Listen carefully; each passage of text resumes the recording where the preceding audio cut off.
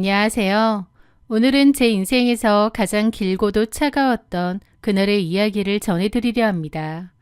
제가 남편 이재훈과 결혼한 지 무려 12해가 지났습니다.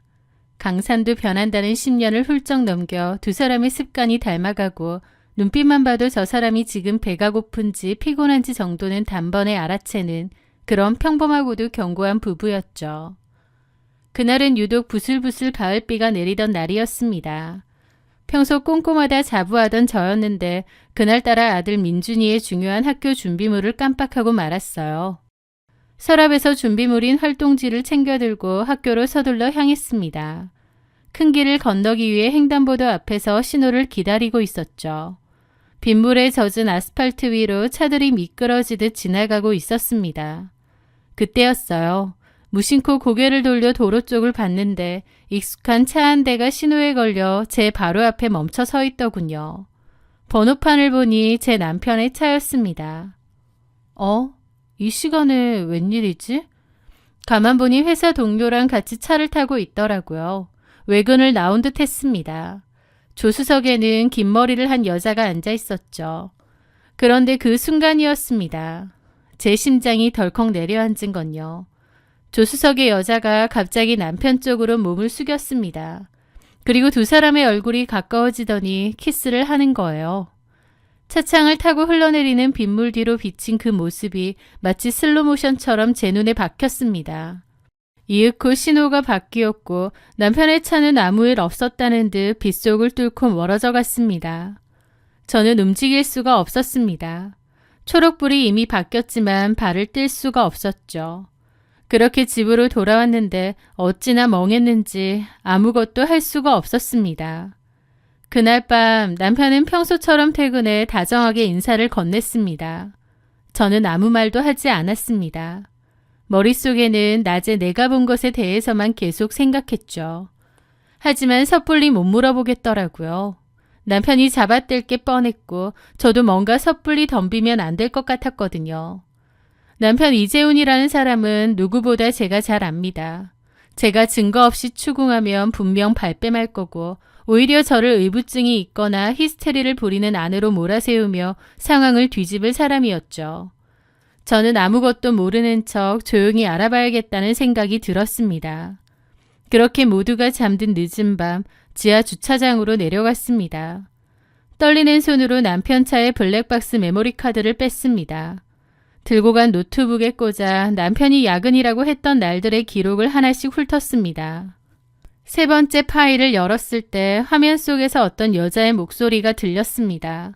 가는 방향도 회사와는 정반대 방향인 것 같더군요. 아마 외근을 빙자해서 숙박시설로 가는 듯 했습니다. 그걸 지켜보는 저는 마음이 너무 무너질 것 같아서 이를 앙다물고 주먹을 꽉 쥐었습니다. 배신감에 눈물이 쏟아질 것 같았지만 꾹 참았어요. 울어서 해결될 일은 아무것도 없으니까요. 냉정하게 심호흡을 하며 USB에 파일을 옮겨 담고 메모리 카드를 다시 남편 차에 꽂아두었습니다. 그날 이후 제게는 두 개의 삶이 생겼습니다. 아침밥을 차리고 아이를 학교에 보내고 퇴근한 남편을 미소로 맞는 아무것도 모르는 아내로서의 삶, 그리고 뒤에서는 변호사를 알아보고 제 명의의 통장을 만들고 블랙박스 속 여자를 찾는 철저한 추격자로서의 삶이요. 그렇게 시간이 흘렀습니다. 준비는 거의 끝났지만 변호사님은 좀 더 확실한 증거가 필요하다고 하시더군요. 그 여자를 특정할 만한 증거요. 그래서 제가 찾아낸 건 탐정사무소였습니다. 전에 TV 프로그램에서 봤는데 제가 그 탐정사무소를 이용하게 될 줄은 꿈에도 상상하지 못했어요. 어쨌든 저는 탐정사무소를 찾았고 상담을 가기로 했습니다. 탐정사무소의 상담은 생각보다 간단했습니다. 자기를 10년 경력의 탐정이라고 소개한 남자는 이 정도면 일주일에서 2주일이면 충분하다고 말하더군요. 제가 지난 석 달 동안 생활비를 쪼개고 아껴가며 모아둔 비상금으로 돈을 냈습니다. 너무 아까우면서도 확실한 증거만 얻을 수 있다면 이 정도는 내야 된다는 생각이 들더라고요. 그렇게 닷새째 되는 날 오후 떨리는 진동과 함께 문자가 도착했습니다. 확보됐습니다. 오늘 오후에 사무실로 오실 수 있으세요? 저는 그렇게 오후에 탐정사무실로 들르게 되었습니다.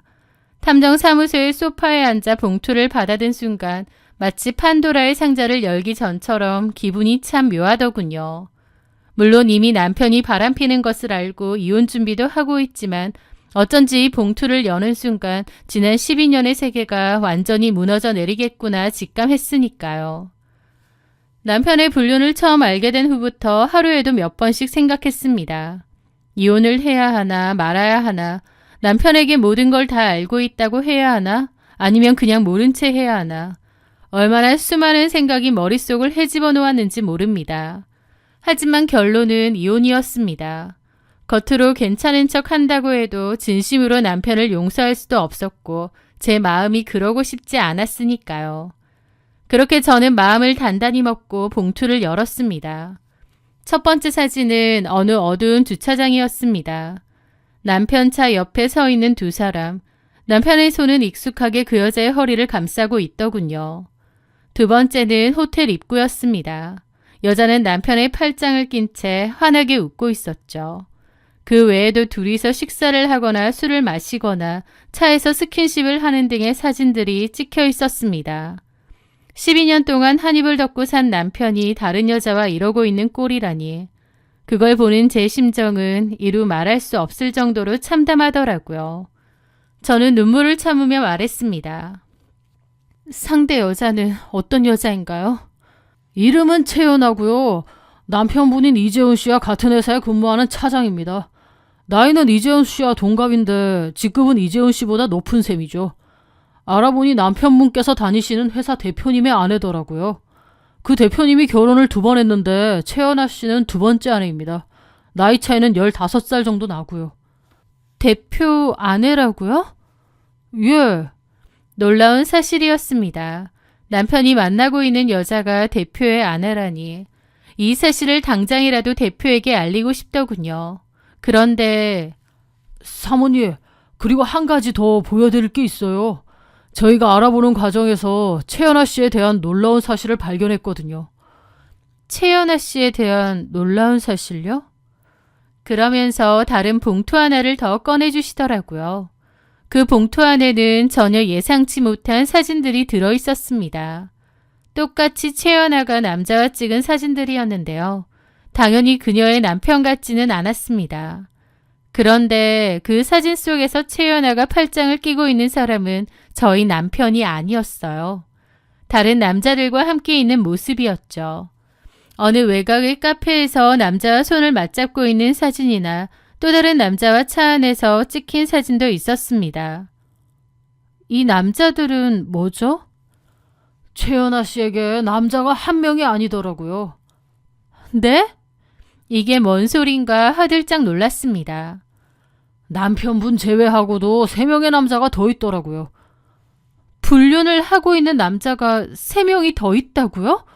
그럼 저희 남편 포함 4명이요? 그렇죠. 저도 탐정생활 10년 하면서 별꼴 다 봤는데 채연아 이 여자 참 부지런도 하더라고요. 입이 뜨악했습니다. 그런데 가만히 보니 그 사진 속 남자들 제가 아는 얼굴이더라고요. 이 사람들 제 남편 직장 동료들이에요. 저도 모르게 헛웃음이 새어나왔습니다. 남편의 회사 체육대회나 연말 모임에서 한두 번씩 얼굴을 마주쳤던 사람들이었죠. 회사 대표의 아내라는 여자가 자기 남편 회사에 다니는 직원 4명과 동시에 불륜을 저지르고 있었던 겁니다. 그 문어발식 행각의 대담함에 기가 질릴 지경이었습니다. 그런데 그 3명의 남자 중 유독 제 시선을 사로잡는 한 사람이 있었습니다. 바로 저희 동네에서 작은 카페를 운영하고 있는 김연희 씨의 남편 박 과장이었습니다. 연희 씨네 아들 성민이와 저희 아들 민준이는 같은 학교, 같은 반 친구였습니다. 아이들끼리 친하다 보니 저도 한 번씩 연희 씨의 카페에 들러 커피를 마시기도 했어요. 연희 씨 역시 자기 남편이 회사 대표의 아내와 놀아나고 있다는 사실을 까맣게 모르겠죠. 하지만 제가 남의 가정사까지 오지랖을 부릴 처지는 아니었습니다. 그래서 굳이 말할 생각은 없었어요. 저는 탐정에게서 남편과 최연아의 불륜 증거가 담긴 원본 파일과 사진들을 전부 건네받아 집으로 돌아왔습니다. 그날 저녁 평소와 다름없이 퇴근하고 돌아온 남편은 저녁 식탁에 앉았습니다. 저는 그 앞에서 밥을 푸는 대신 식탁 한가운데에 탐정에게서 받아온 사진들과 블랙박스에서 추출한 녹취록 서류들을 차례대로 올려놓았습니다. 이게 뭐야? 남편은 무심코 사진을 집어들었다가 이내 얼굴이 시체처럼 질리더군요. 사진 속에는 자신과 채연아가 모텔로 들어가는 모습, 차 안에서 껴안고 있는 모습이 너무나도 선명하게 찍혀 있었으니까요. 지은아, 남편의 동공이 지진이라도 난 듯 흔들렸습니다. 저는 그 모습을 아주 차분하고 건조하게 바라보며 입을 열었습니다. 나 다 알고 있었어. 당신이 최연아 차장이랑 바람 피우고 있는 거. 순간 남편은 의자에서 굴러 떨어지듯 바닥으로 내려와 제 무릎에 매달렸습니다. 여보, 내가 미쳤었나 봐. 진짜 딱 몇 번의 실수였어. 당신이 생각하는 그런 깊은 사이 절대 아니야. 그냥 직장 상사고 대표님 사모님이라 비 맞추다 보니 분위기에 휩쓸려서. 그 구차하고 찌질한 변명에 저는 헛웃음을 쳤습니다.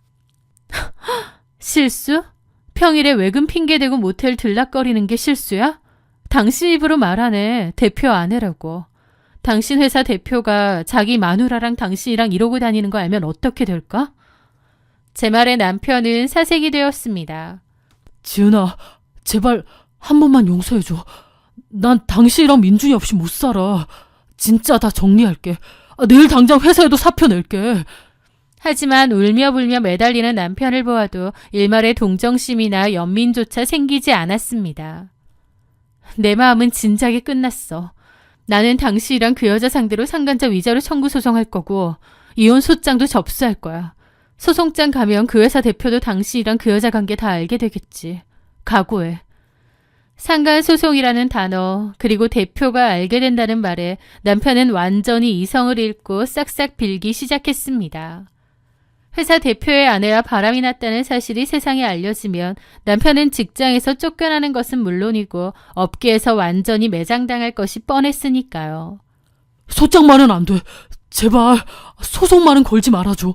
당신이 원하는 거 다 해줄 테니까 소문만 내지 말아줘. 제발 부탁이야. 저는 남편의 그 얄팍한 공포심을 철저하게 이용하기로 했습니다. 아이를 생각해서라도 진흙탕 싸움을 길게 끄는 것보다는 확실하게 제 몫을 챙겨서 조용히 끝내는 편이 낫겠다고 판단했기 때문입니다. 그래. 그럼 재산분할 전부 내 조건대로 맞춰. 지금 살고 있는 이 집 내 명의로 다 넘기고 당신은 당신 집만 챙겨서 오늘 당장 나가. 양육권 당연히 내가 가져가고 양육비도 매달 내 통장으로 칼같이 입금해. 소송 없이 조용히 합의 이혼으로 끝내주는 대가는 이거야. 싫으면 법정에서 보든가. 선택의 여지가 없었던 남편은 결국 그렇게 합의를 하기로 했습니다. 그리고 쫓겨나듯 짐을 챙겨 집을 나갔습니다. 12년의 결혼 생활이 한낱 종이장처럼 가볍게 끝나는 순간이었죠. 그렇게 남편과 따로 떨어져 살며 법적인 이혼 절차가 조용히 마무리되어 가고 있었습니다. 이혼이 완전히 성립되면 지금 사는 집을 팔아 재산을 정리하고 아이와 함께 친정 근처로 이사를 가 새 출발을 할 계획이었습니다. 물론 아이의 전학 수속도 차근차근 알아보고 있었죠. 아직 주변에는 이혼 사실을 알리지 않은 채 겉으로는 평온한 일상을 유지하고 있었습니다. 그러던 어느 날이었어요. 아이를 학교에 데려다주고 돌아오는 길에 우연히 연희 씨가 운영하는 카페 앞을 지나게 되었습니다. 마침 카페 문을 열고 나오던 연희 씨와 눈이 마주쳤죠. 어머, 민준 어머니, 오랜만이네요. 요새 똥 안 보이시더니. 그녀는 특유의 싹싹한 미소를 지으며 저를 반겼습니다. 아, 네. 요즘 조금 바빠서요. 이 과장님은 잘 지내시죠? 그러지 말고 조만간 부부 동반으로 밥이나 한번 먹어요. 그녀의 남편도 채연아와 불륜관계라는 사실을 알고 있는 저로서는 그녀의 티없는 미소가 안타깝고 씁쓸하게 느껴졌습니다. 아, 네. 다음에 기회 되면요. 저는 멋쩍게 웃으며 적당히 얼버무리고 자리를 피했습니다. 어차피 이혼 절차가 끝나고 이 동네를 떠나면 다시는 볼 일이 없을 인연이라 생각했으니까요. 그런데 그로부터 며칠 뒤 뜻밖의 일이 벌어졌습니다. 학교를 마치고 돌아온 아들이 연희 씨 아들인 성민이와 대화를 하다가 무심결에 이런 말을 했다고 합니다. 우리 아빠 요새 집에 없은 지 꽤 됐어. 멀리 출장 갔대. 아이의 말을 들은 연희 씨는 자기 남편에게 물었고 저희 남편이 출장이 아니라는 것을 알게 된 모양이었습니다. 그날 저녁 연희 씨에게서 카톡이 오더군요. 민준 어머니, 혹시 집에 무슨 일 있어요? 민준 아버님 집에 안 계신다면서요? 도움이 필요하면 언제든 말해요. 오지랖 넓고 약간의 푼수 같은 연희 씨의 성격을 알기에 저는 그저 짧게 답장을 보냈습니다. 개인적인 사정이 좀 생겨서 남편은 당분간 나가 지내게 됐어요. 걱정해 주셔서 감사합니다. 피곤한 마음에 대화방을 닫았지만 동네 엄마들의 입방아는 제 생각보다 훨씬 더 빠르고 매서웠습니다. 개인적인 사정이라는 제 얼버무림은 며칠 만에 눈덩이처럼 불어나 온 동네에 퍼져나갔거든요. 며칠 뒤 민준이가 시무룩한 얼굴로 집에 돌아와 제게 물었습니다. 엄마, 성민이가 나한테 묻던데 너네 엄마 아빠 이혼하냐고. 순간 머리를 한 대 얻어맞은 것 같았습니다. 연희 씨가 자기 아들인 성민이 앞에서 뭐라고 떠들었는지 성민이가 학교에서 민준이에게 너네 엄마 아빠 이혼하느냐고 한 겁니다. 아직 아이에게 제대로 이혼에 대해 설명할 준비도 되지 않았는데 동네 친구의 입을 통해 이혼 소식을 듣게 만들다뇨. 연희 씨의 경솔함에 황당함과 분노가 치밀어 올랐습니다. 저는 곧장 연희 씨의 카페로 찾아갔습니다. 카페 문을 열고 들어가자 카운터에 있던 연희 씨가 저를 보고 흠칫 놀라는 기색이 역력했습니다. 민준 어머니, 어쩐 일이세요? 저는 자리에 앉지도 않고 바로 본론을 꺼냈습니다. 연희 씨, 우리 부부 이혼하는 거 성민이가 민준이한테 물어보던데요. 애들 입에서 그런 소리가 어떻게 나오게 하신 건가요? 제 단호한 물음에 연희 씨는 무척 당황하며 변명을 늘어놓았습니다. 미안해요. 우리 신랑이랑 둘이서 이 과장님네 요즘 안 좋으신가 보다. 혹시 이혼하시는 거 아니냐 걱정돼서 잠깐 얘기 나눈 건데 그걸 성민이가 들은 모양이에요. 애 입단속을 시켜야 했는데 진짜 미안해요. 황당했습니다. 남의 가정사를 안주거리 삼아 부부끼리 떠들었다는 사실도 불쾌했지만 그 가벼운 입 때문에 제 아이가 상처를 받았으니까요. 하지만 연희 씨의 무례함은 거기서 끝나지 않았습니다. 미안하다고 사과를 하던 그녀는 눈치를 살피더니 슬그머니 호기심 가득한 얼굴로 선을 넘는 질문을 던졌습니다. 근데 설마 했는데 진짜 이혼하시는 거네요? 혹시 이 과장님이 바람 피워서 이혼하시는 거예요? 저는 기가 막혀서 되물었습니다. 네? 아니, 그렇게 금술 좋게 잘 사시다가 갑자기 이혼하신다길래 보통 그럼 이유가 그것밖에 없지 않나 싶어서요. 사실 우리 신랑도 이 과장님 회사에서 요새 분위기 이상하다고 하고요. 남의 불행을 가십거리로 소비하려는 그 얄팍한 호기심에 저는 피곤함과 동시에 묘한 반발심이 일었습니다. 이왕 동네에 소문이 난 거 굳이 숨길 필요도 없겠다는 생각이 들더군요. 그리고 무엇보다 지금 제 앞에서 남의 남편 바람난 걸 궁금해하는 저 여자의 남편 역시 똑같은 짓을 하고 있다는 사실을 알려줘야겠다는 충동이 일었습니다. 신랑분이랑 그런 얘기 나누세요? 그럼요. 부부끼리 못할 얘기가 어딨어요. 신랑분이 남의 바람난 얘기를 떠들 상황은 아니지 않나요? 제 말에 연희 씨는 눈을 동그랗게 뜨며 무슨 소리냐고 물었습니다. 저는 아주 담담하게 진실을 말해주었습니다. 동네 망신 같아서 말 안 하려고 했는데 맞아요. 내 남편 바람나서 이혼하는 거. 상대는 남편 회사에 다니는 최연아 차장이라는 여자예요. 회사 대표 아내고요. 연희 씨는 입을 떡 벌렸습니다. 어머, 정말요? 세상에, 대표 아내랑요? 저는 그녀의 호들갑을 끊고 마지막 쐐기를 박았습니다. 근데요, 연희 씨. 제가 남편 뒷조사하면서 알아보니까요. 연희 씨 신랑분 박 과장님 말이에요. 박 과장님도 그 최연아 차장이랑 그런 사이시던데요. 순간 연희 씨의 얼굴에서 표정이 싹 사라졌습니다. 지금 뭐라고 했어요? 제 남편 불륜 증거 찾다가 연희 씨 남편분이 그 여자랑 데이트하고 스킨십하는 사진까지 제가 다 확보하게 됐네요. 그 말에 연희 씨는 얼굴이 불그락 푸르락 달아오르더니 이내 저를 향해 언성을 높였습니다. 민준 어머니, 지금 무슨 말도 안 되는 소리를 하시는 거예요. 본인이 남편 바람나서 이혼한다고 왜 엄한 남의 남편까지 불륜남으로 매도해요? 우리 남편이 어떤 사람인데? 현실을 부정하며 오히려 제게 화를 내는 그녀를 보며 저는 더 이상 대화를 섞을 가치를 느끼지 못했습니다. 믿기 싫으면 믿지 마세요. 저는 그 말만 남기고 뒤돌아 카페를 나왔습니다. 집으로 돌아온 지 얼마 되지 않아 제 휴대폰으로 연희 씨의 카톡이 쏟아지기 시작했습니다. 민준 엄마, 아무리 화가 나도 그렇지 남의 가정 파탈낼 일 있어요? 명예훼손으로 고소하기 전에 당장 사과해요. 진짜 실망이네요.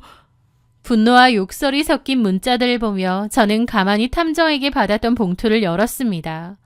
그리고 박 과장과 최연아가 다정하게 팔짱을 끼고 모텔로 들어가는 사진, 카페에서 손을 맞잡고 있는 사진들을 핸드폰으로 반듯하게 찍어 그녀의 카톡창에 전송했습니다. 그리고 딱 한 줄의 메시지를 덧붙였습니다. 비싼 돈 들여서 힘들게 얻은 사진인데 이렇게 그냥 드리네요.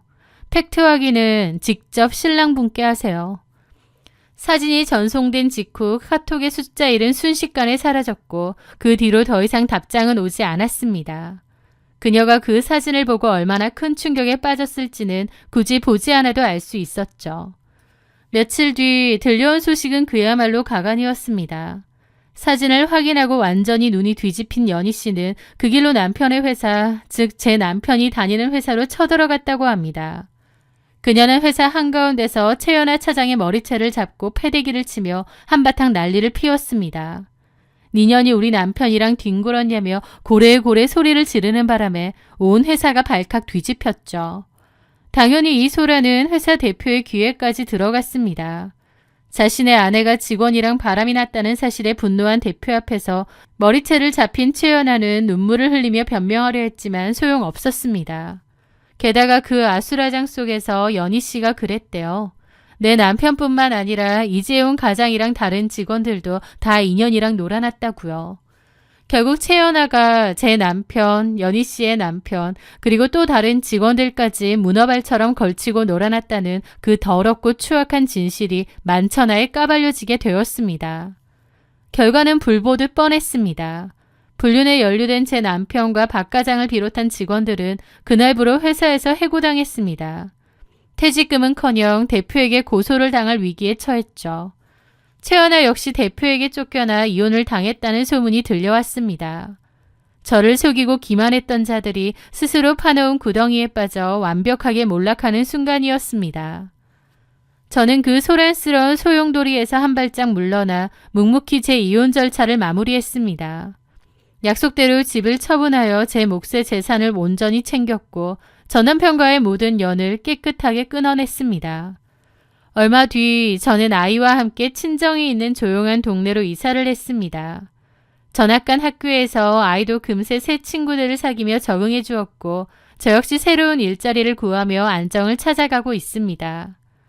12년의 믿음이 배신당했던 그 시간은 분명 깊고 쓰라린 상처로 남았습니다. 하지만 그 상처 덕분에 저는 제 자신을 지키는 법을 배웠고 쓰레기 같은 인연을 미련 없이 도려낼 수 있는 용기를 얻었습니다. 이제 저는 과거의 그림자에서 벗어나 아이와 함께 온전하고 평온한 새 출발을 하려 합니다. 이것으로 제 길었던 사연을 모두 마칩니다. 들어주셔서 감사합니다.